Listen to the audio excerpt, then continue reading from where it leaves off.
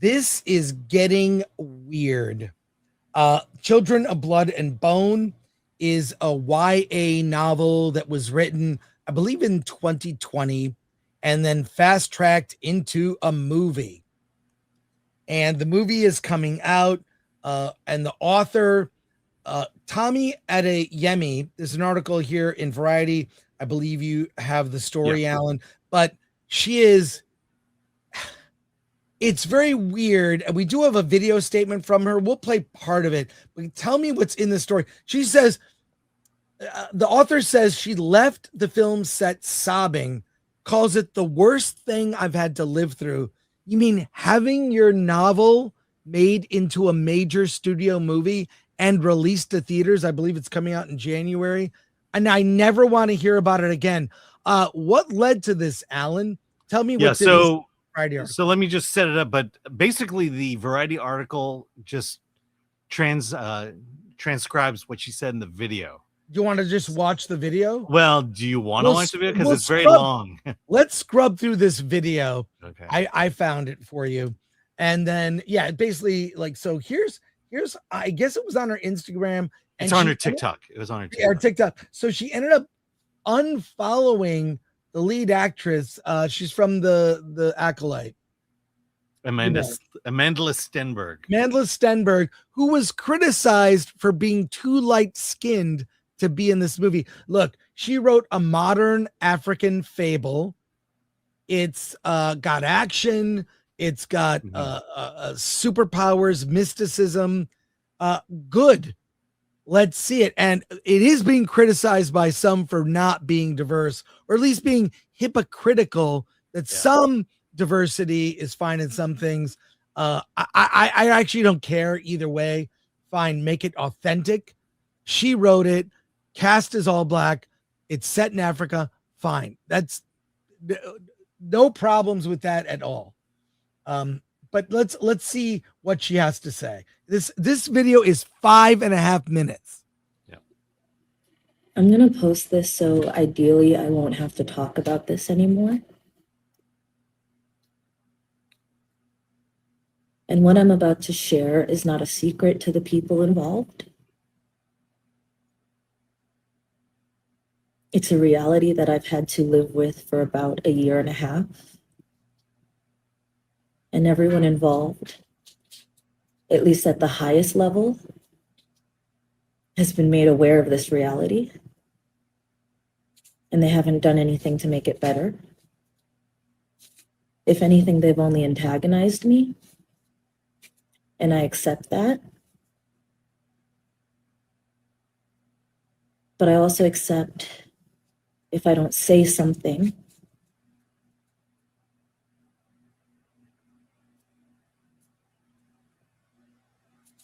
I think it's just going to be worse.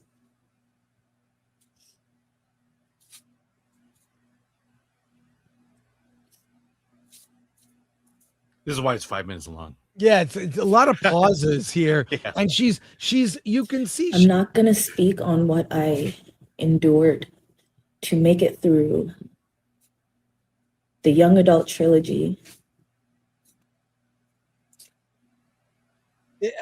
She is breathing heavy. It's hard for her to say. Yeah. And to be fair, I know countless writers who've had their work made into a film. And while they were grateful that they sold a script, their movie got made, almost 100% of every screenwriter I know who had their screenplay or novel made into a movie, 100% are unhappy. Yeah. Well, see, okay.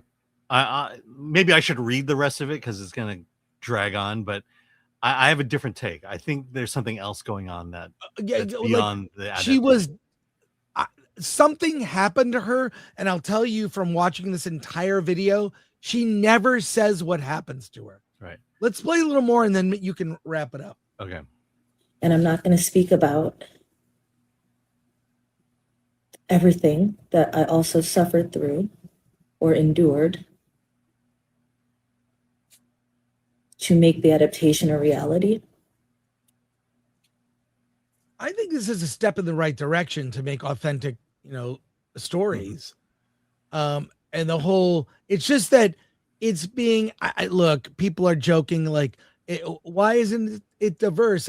It doesn't matter for this See, the story. thing, I think here's what we I'll have say. it wrong. I think we have the story wrong. That's all I'm saying. Okay. Let me just say, here's what I think. She wrote a young adult novel, Children of Blood and Bone, or a trilogy.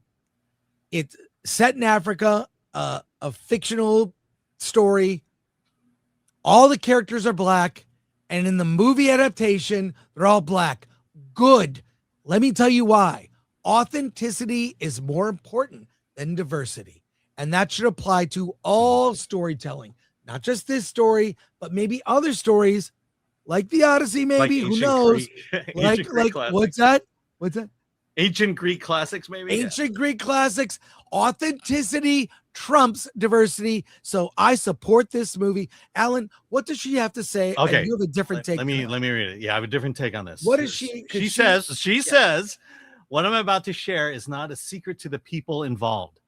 It is a reality that I have had to live with for a year and a half.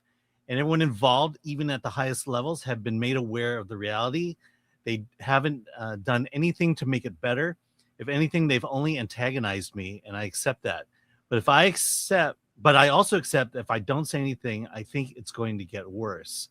I'm going to speak on what I endured to make it through the young adult trilogy. I'm not going to speak about everything I have suffered through or endured to make the adaptation a reality. I'm actually going to speak about what happened after I left the set of my own film adaptation, hyperventilating and sobbing. There are many witnesses that so that it's not really a secret. I came back to America and suffered severe somatic pain, so many panic attacks. I knew it was so bad that I would never be able to watch this film and made peace with that. Let me tell you. Let me give you my theory. Okay. Look, I don't think the issue is the way they adapted her books. I watched a bunch of her other TikToks just to kind of gauge this person. She seems to be a very happy, very, an earnest writer. This is her first trilogy. She's written the first of another trilogy and talks about how she learned a lot doing this. But I think about the WNBA. And I think about the jealousy that certain players in the WNBA have against certain players of the WNBA, aka have against the straight white players of the WNBA. And I mention this because what I believe or what I feel like happened here, based on what she said and based on what we know of the people involved, I think she was bullied on set.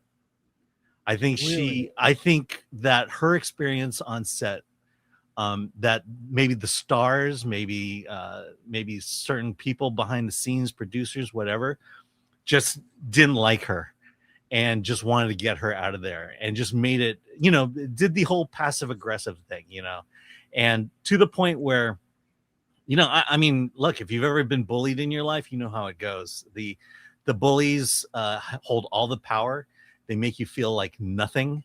And they intentionally make your experience miserable. So rather than collaborating with the author of the trilogy, they decided that they were going to go after her, and that it got so that it got to a point where the conflict got seeped out onto the set, and people saw the conflict happen. And that's what she's referring to.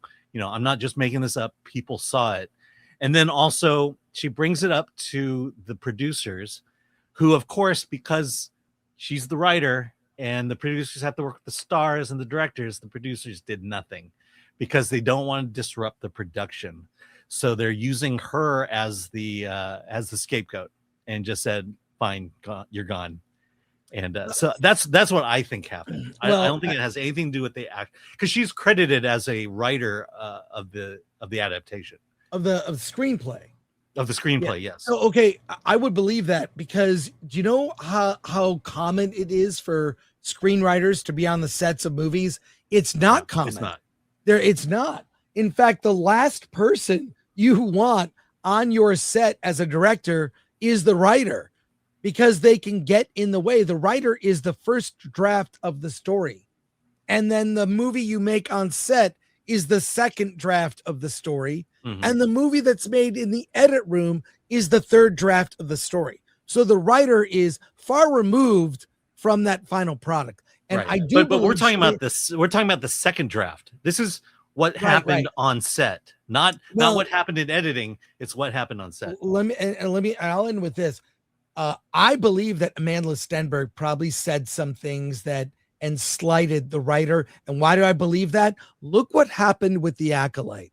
And when she was getting critiqued, she made this diss track against fans who critiqued the show.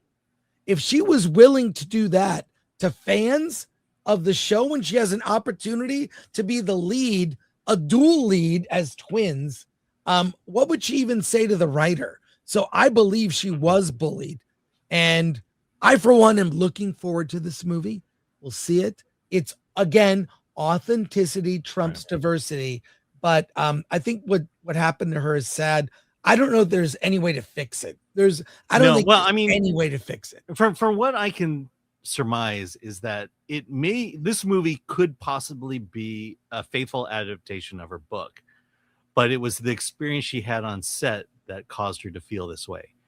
Also let's bring up Ironheart.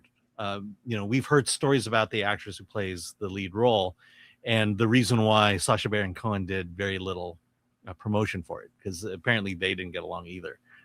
There's something about this, the level of entitlement that young actors have these days, where it's like, no, you listen to me, this is my voice, this is, you wrote this, but this is mine now. So it becomes a issue of ownership now. The actors own this now versus the idea of collaborating. We need to work together to make this a great movie. And apparently there was no collaboration going on set.